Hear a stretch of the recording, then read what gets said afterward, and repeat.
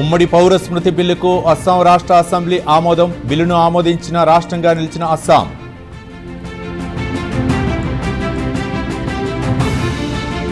గత ప్రభుత్వ పాలనపై మహానాడులో సీఎం చంద్రబాబు తీవ్ర విమర్శలు. వారిది విధ్వంసమైతే మనది అభివృద్ధి అని వ్యాఖ్య.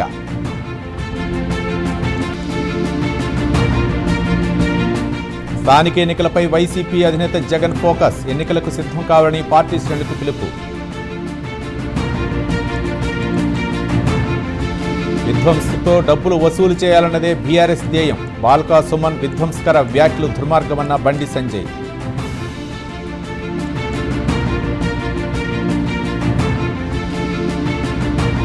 పుష్కరాలను నిర్వహించేందుకు పవన్ కళ్యాణ్ రూట్ మ్యాప్ ఇచ్చారు. పీసీబీ ద్వారా 100 కోట్లు కేటాయించారన్న మంత్రి దుర్గేష్. మహానాడుతో ప్రతి హృదయానికి పార్టీ చేరుతుంది. రికార్డులు సృష్టించడం టీడీపీకి కొత్త కాదన్న హోంమంత్రి వంగలపూడి అనిత. గాంధీభవన్లో కాంగ్రెస్ నేతల మధ్య ఘర్షణ. ఉస్మాన్ నెట్టేయటంతో కింద పడిపోయిన ఫిరోజ్ ఖా. సింగరేలో స్కీములు లేవు, స్కాములే ఉన్నాయన్న బాల్కా సుమన్. కాంగ్రెస్ సోషల్ మీడియా తన వ్యాఖ్యలను ఫ్యాబ్రికేట్ చేసిందని వ్యాఖ్య. స్థానిక సంస్థల ఎన్నికలో ఏకగ్రీవాలు కాకుండా చూడాలి. ఎస్ఐఆర్తో పార్టీ శ్రేణులు అప్రమత్తంగా ఉండాలన్న కొడాలి నాని. మేడ్చల్ ఆర్టీఓ ఆఫీసులో ఏసీబీ దాడులు. 8 మంది బృందంతో ఏకకాలంలో తనిఖీలు. రైల్వే కోడూరులోని టీడీపీ ఆఫీసులో మహానాడు వేడుకలు. టపాకాయలు పేల్చి సందడి చేసిన టీడీపీ శ్రేణులు.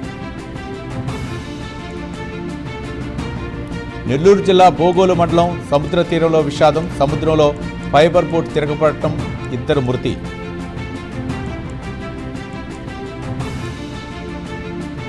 పెద్దపల్లి అంతర్గానంలోని పొట్యాల ఐకేపీ కేంద్రంలో అగ్ని ప్రమాదం. వరి కొయ్యలకు నిప్పు పెట్టిన రైతు. ఐకేపీలోకి వ్యాపించిన మంటలు.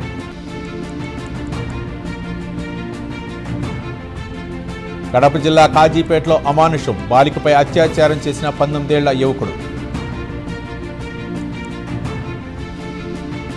జోగులాంబ గద్వాల జిల్లా ఐజా మున్సిపాలిటీలో ఫుడ్ పాయిజన్.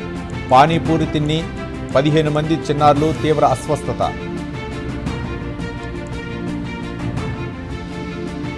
తెలంగాణలో రైతులను నిండా ముంచిన అకాల వర్షం. కొనుగోలు కేంద్రాల్లో తడిసిపోయిన ధాన్యం.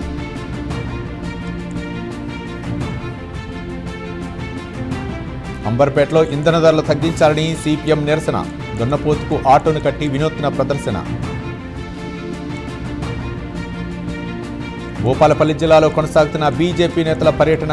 రైతులతో మాట్లాడి వారి సమస్యలను అడిగి తెలుసుకున్న బీజేపీ నేతలు. పోలవరం జిల్లాలో ప్రజల్ని వణికిస్తున్న పెద్దపులి.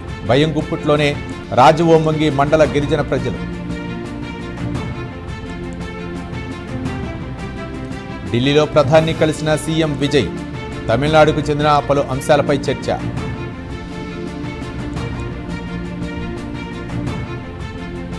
రేపు రాజీనామా చేయనున్న సిద్ధరామయ్య. మే 30న కర్ణాటక కొత్త సీఎం ప్రమాణ స్వీకారం జరిగే ఛాన్స్.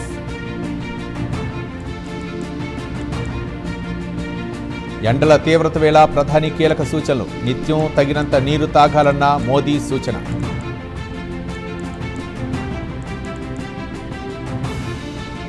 సరిహద్దు ఉగ్రవాదాన్ని ప్రోత్సహిస్తే తీవ్ర పర్యవసానాలు ఉంటాయి. ఐరాస భద్రతా మండలిలో పాకిస్తాన్పై భారత్ ఫైర్.